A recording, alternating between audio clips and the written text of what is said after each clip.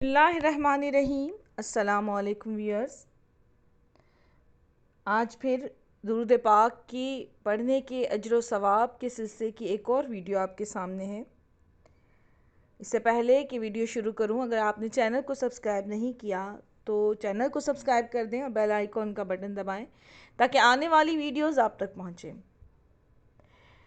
نبی پاک صلی اللہ علیہ وآلہ وسلم نے فرمایا کہ شب جمعہ ریت کے ذروں کے برابر آسمان سے ملائکہ زمین پہ اترتے ہیں، جن کے ہاتھوں میں سونے کے قلم ہوتے ہیں اور چاندی کے ورق ہوتے ہیں، اور وہ ملائکہ شب جمعہ سے لے کر عصر جمعہ تک، یعنی جب تک جمعے کی آخری سات مکمل نہیں ہوتی، فقط اور فقط محمد و آل محمد پر پڑھے جانے والے صلوات کا ثواب لکھتے ہیں۔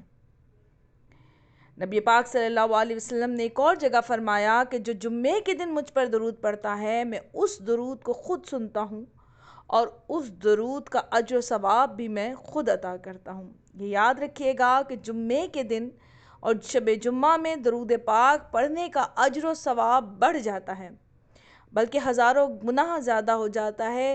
اس لیے کثرت سے شب جمعہ میں اور جمعے کے دن نبی پاک صلی اللہ علیہ وآلہ وسلم اور ان کی آل پاک پر درود بھیج کر اپنی پریشانیوں اور مشکلات کو حل کیجئے، عظیم اجر و ثواب کے مستحق ٹھہریے۔